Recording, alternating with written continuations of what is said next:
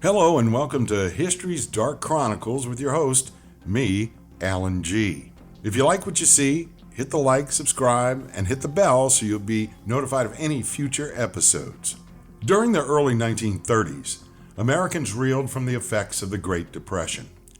Having listened to populist ideals regarding the reasons why they were so poor, ordinary folk looked to heroes against the system. Then, along came a stringy young woman and a strapping young man from the poverty-stricken side of Dallas, Texas. Although these two would make a reputation as a Robin Hood pair that robbed banks, garnering the support of everyday people, the reality was that they were stone-cold killers who seemed to cause such havoc wherever they went. Here is their story.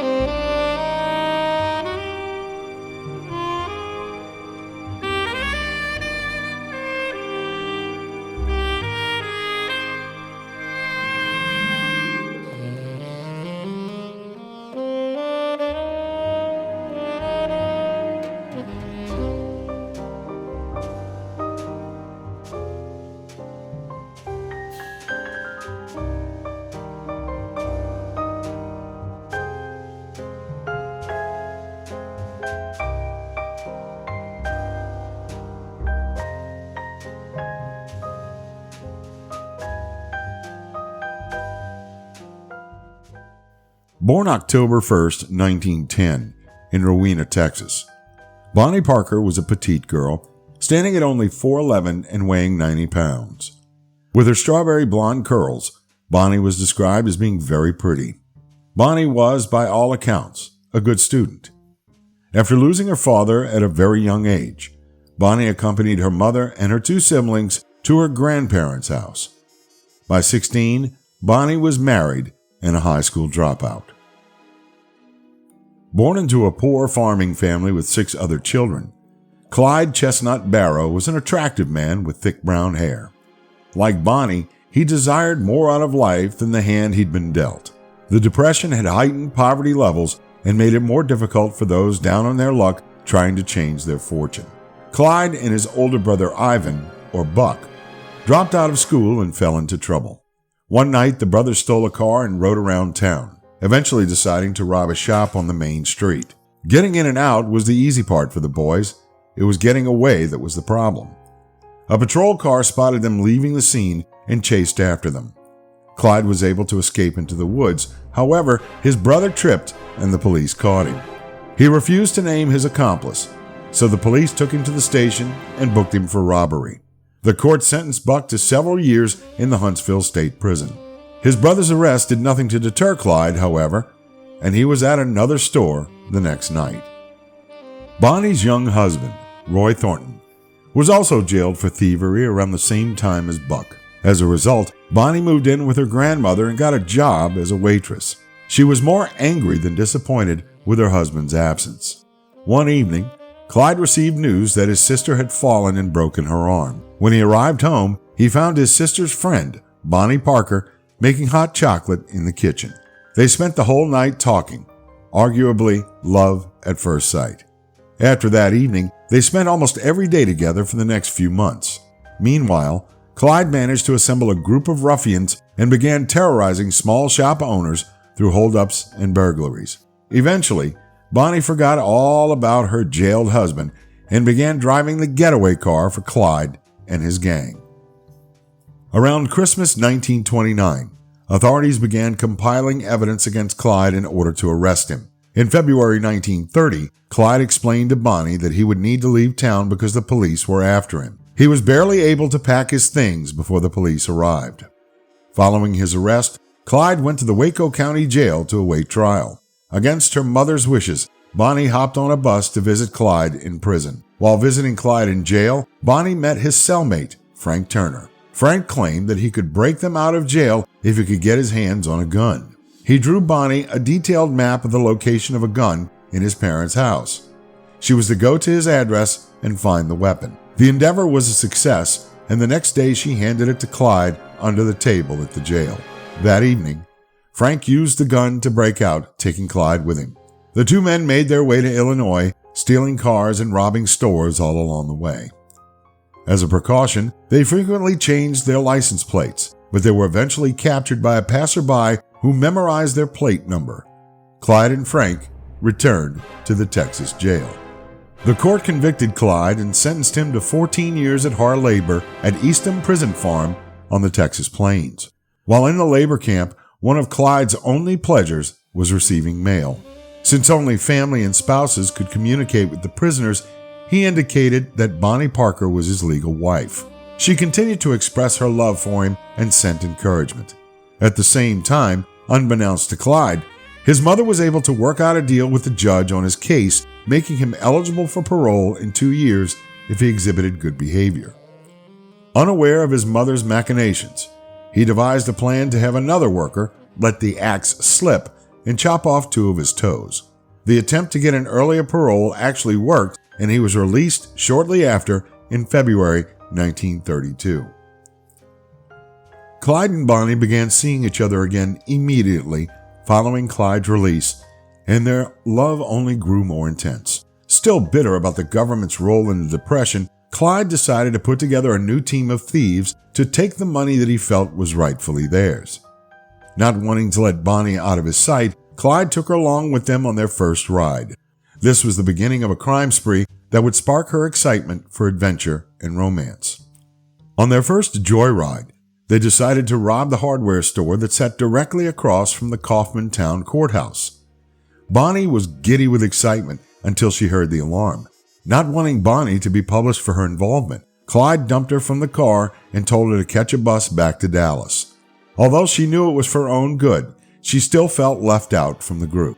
Still in need of cash, Clyde and an accomplice decided to rob the local grocery store. The two men held the store owner and his wife at gunpoint and demanded their safe be opened. Sometime during the unlocking of the safe, a gun was fired and the grocery store owner fell dead to the ground. The men grabbed the money and fled. Unlike the previous robbery, this one involved murder. The wife of the grocery store owner identified the two men as Clyde and his accomplice, Ray Hamilton. Knowing he would need to begin running for the rest of his life, he admitted the story to his sister and went to visit Bonnie. He gave her the option of going or staying. He didn't want her implicated in his wrongdoings. Promising to stay by his side until the end, Bonnie left a message for her mother and joined Clyde on the road. On the road, while passing through Springfield, Oklahoma, the group came across a community dance. Wanting to let loose, they decided to stop and join the fun, thinking that the police wouldn't be around. However, as it was still prohibition, 2 police officers were in attendance. When they noticed that Hamilton appeared to be drinking and swaying, they approached the men to question them. Clyde and Hamilton immediately drew their weapons and fired. Almost instantly, both officers were shot. Another of Clyde's accomplices, Everett Milligan, got caught up in the chaos following the shooting, and the police detained him. While in custody, Milligan blurted out the names of the killers with whom he had been riding.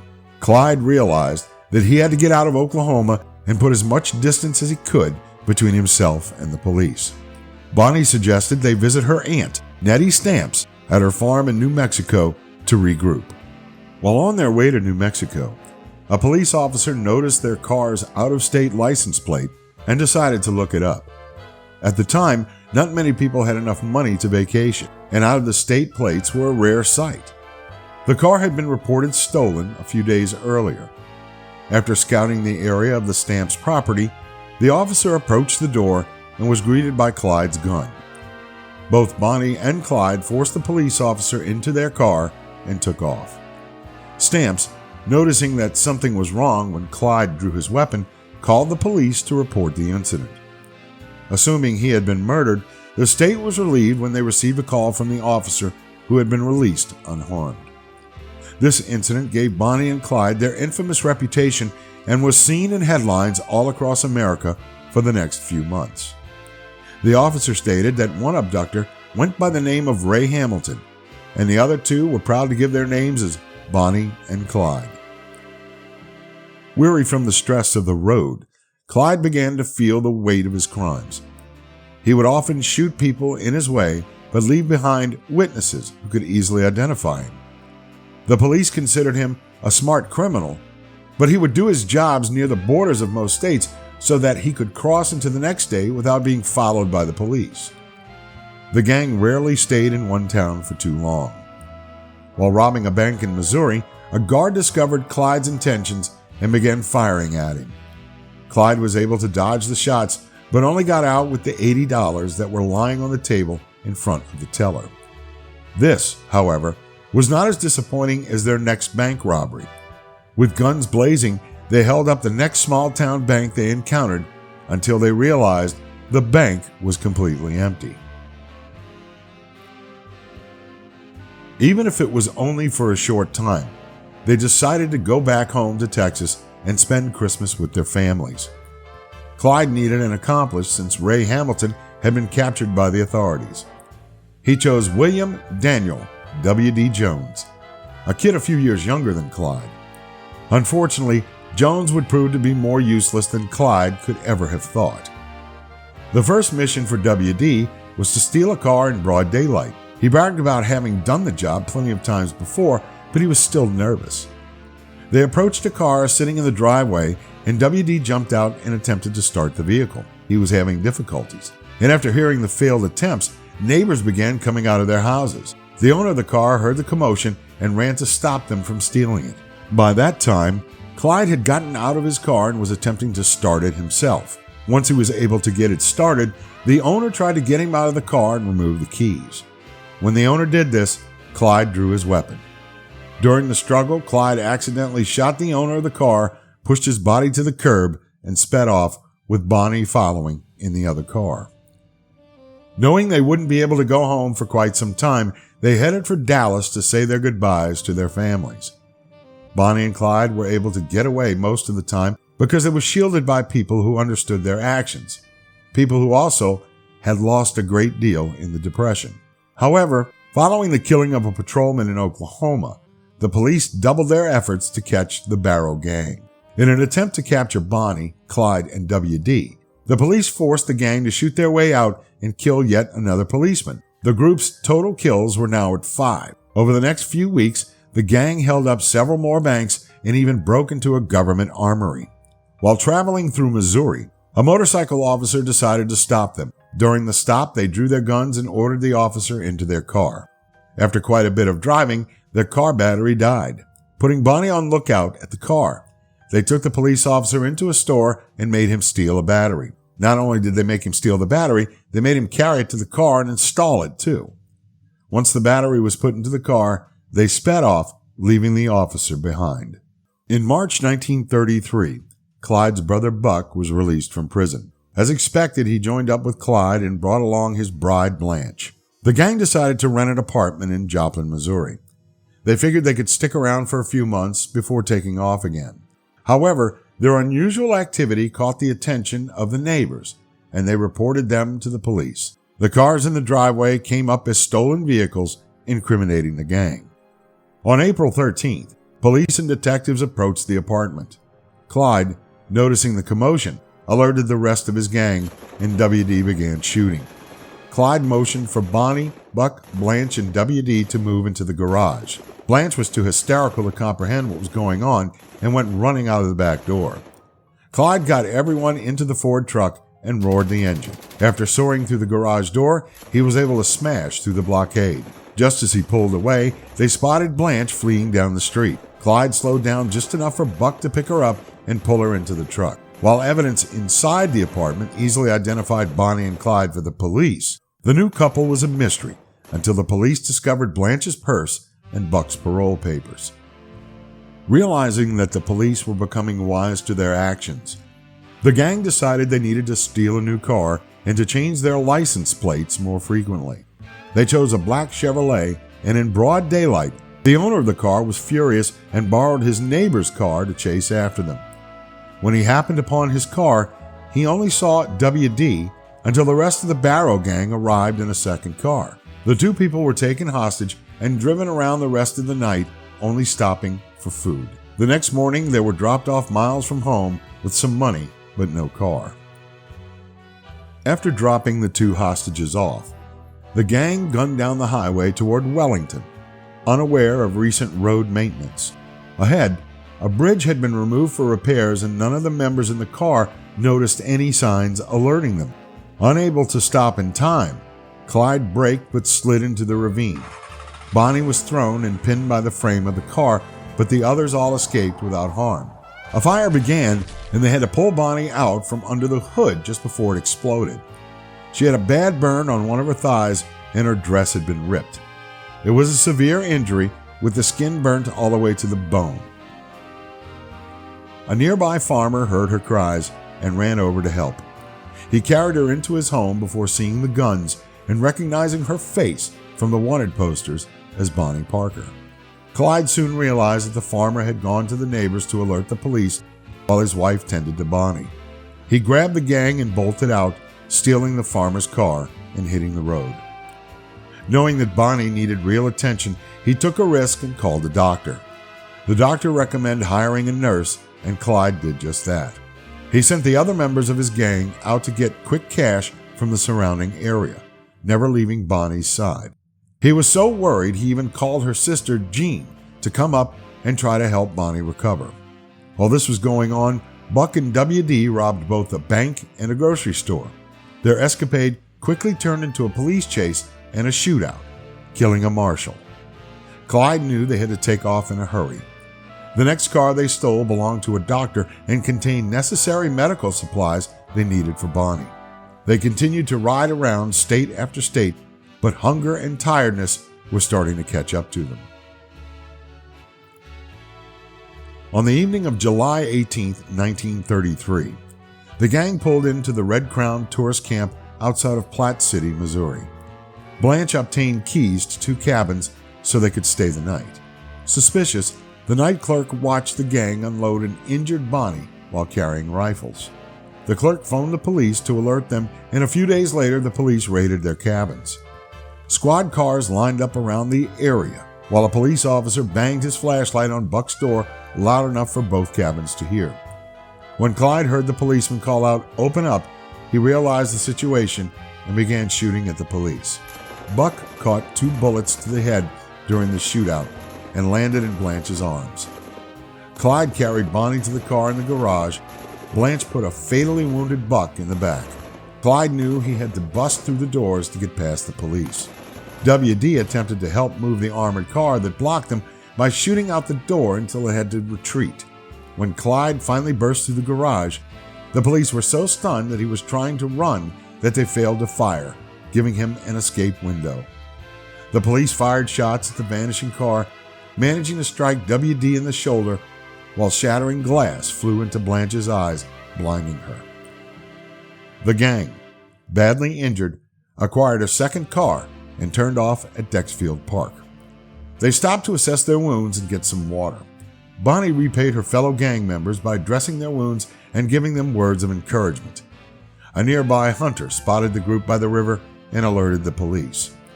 Bonnie warned the gang of the approaching officers, and Clyde once again loaded everyone into the nearest car and sped off. The police, however, had surrounded them and began firing. Both Bonnie and Clyde took bullets in the arm. In the commotion, Clyde smashed into a tree. He and Bonnie fled on foot into the forest while Buck and Blanche flew from the car on the opposite side and remained there, cowering below the bullets. Buck died 3 days later in the hospital from his wounds, and Blanche served 10 years in a woman's prison. Nursing their wounds, Bonnie and Clyde wandered the cornfields the rest of the day, still on the loose. WD did not attempt to locate him. He had had enough of life on the run. Bonnie and Clyde laid low between the months of August and October 1933. But soon after, in November, they emerged to hold up a payroll office in Texas. WD gave up running, and the police apprehended him. Claiming Clyde forced him into a crime, he cooperated with the police, giving them information to help track down Bonnie and Clyde. Authorities told the lead detective on the case, Hinton, to pull out all stops to capture these offenders. Hinton checked into the upcoming Parker or Barrow family holidays, hoping that they might attract Bonnie and Clyde, and sure enough, Clyde's mother, Cummy, had a birthday in just a few short days. Surveillance of the nearby gas station alerted Hinton to the couple's movement to the family gathering spot. Hinton and his men approached the meeting ground and hid in the tall grass. Not wanting to shoot any innocent persons, he demanded Barrow's surrender. Once Bonnie and Clyde darted for the car, Hinton and his men began shooting, getting both offenders in the knees, but not stopping them. Once inside the car, Clyde began shooting back with his machine gun. Bonnie and Clyde escaped yet again, and the police learned their lesson. Next time, there would be no warning. On January 16, 1934, Bonnie and Clyde mounted a jailbreak for their old accomplice, Ray Hamilton. Hamilton brought a fellow inmate along with him, Henry Methvin. In the commotion, someone killed a guard during the escape, outraging the Texas authorities. They decided to hire Frank Hamer, a former Texas Ranger. The gang continued to rob and commit more crimes, including shooting more police officers. Hamilton began griping about the division of the stolen money, and Clyde decided it would be best to separate from him altogether. Wary, Clyde put Methvin on watch while he and Bonnie slept. While on watch, Methvin spotted two police on motorcycles coming towards them. After alerting Clyde, he suggested they take on the police. Clyde intended to take them on a car chase. However, Methvin thought differently. He fired at one of the police officers, killing him. Clyde was forced to defend himself and shot the other police officer. With both police officers dead, Bonnie and Clyde now held responsibility for Methvin's transgression as well. Bonnie and Clyde ran for a while longer, robbing stores along the way. They knew they were going to be caught eventually. It was only a matter of time. On May 6th, they had one last visit with their families. Bonnie passed on a poem about their exploits, which her mother published later in the papers. Noting the pattern of family visits, the police easily predicted their next destination. They discovered the couple's car and followed them. Without warning, lead detective Hamer gave the shoot signal, and the band of police let fly a barrage of bullets at the vehicle. It was an ambush. Once the firing stopped and the men approached, they found Clyde slumped forward, dead in his seat. The car door was open on Bonnie's side, and she had slid out of the car on the ground. Bonnie and Clyde had been killed, and thus ended their reign of crime.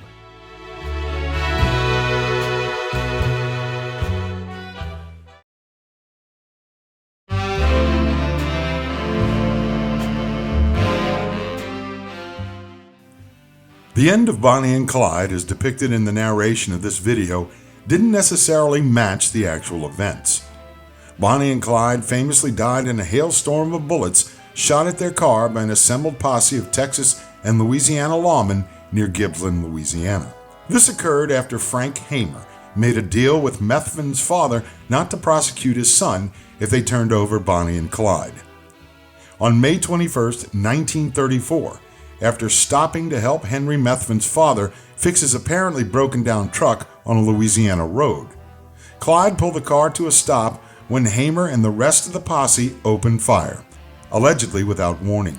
Approximately 150 rounds later, Bonnie and Clyde lay dead in their car, which was scarred with insurmountable bullet holes.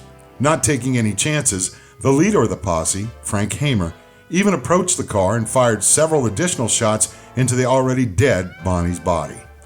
Her hands still held apart a half-eaten sandwich that would be her last meal.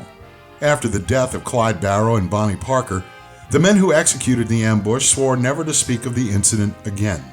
It seemed that the 1930s became the decade of these sort of ambushes as law enforcement saw these outlaws as threats to safety and security of the whole nation and would not be taken alive. John Dillinger saw his demise completed in an alley near the Biograph Theater in Chicago when a madam of a local brothel known by the name of Anna Sage agreed to turn Dillinger over to the authorities in exchange for not being deported back to her home country of Hungary. Federal agents surrounded the outlaw as he left the theater, leaving him no choice but to fight his way out of trouble. However, one of the officers, not taking any chances with the wily felon, shot Dillinger from behind. The bullet entered his neck, severing his spinal column and exiting under his right eye. The coroner's report on Bonnie and Clyde reported that he found 17 holes in Clyde's body and 26 holes in Bonnie's body. Unofficially, there may have been many more. C.B. Bailey, the undertaker assigned to preserve the bodies for the funerals, found that the bodies had so many holes in them in so many different places that it was difficult to keep embalming fluid in them. Assisting Bailey was a man named Dillard Darby, who had been kidnapped by the Barrow Gang a year earlier after his car had been stolen by them and he tried to retrieve it. At the time, Bonnie was morbidly tickled to discover that the man they'd kidnapped was an undertaker, and she asked Darby to take care of the gang's mortuary needs in the future. Little did Clyde and Bonnie know when they gave Darby $5 and released him that day that he would indeed attend to them after death. Thousands upon thousands of people paraded past the bodies of Bonnie and Clyde as they lay in different funeral homes. It has been estimated that 10,000 people viewed Bonnie's body, with 20,000 people viewing Clyde's remains. Because Bonnie's mother disapproved of her daughter's relationship with Barrow was single and Bonnie was married at the time they met, both families refused a double funeral service. In addition, the two partners in life would not be joining each other in death as the family steadfastly held to keeping the two buried apart. To this day, there is still a movement to join the two in death with their resting places, although it has not been successful to this point. Written shortly before her death, the autobiographical poem called The End of the Line showed no illusions about her and Clyde's situation. They don't think they're too smart or desperate. They know the law always wins. They've been shot at before, but they do not ignore that death is the wages of sin. Someday they'll go down together and they'll bury them side by side. To a few it'll be grief, to the law relief, but it's the death for Bonnie and Clyde.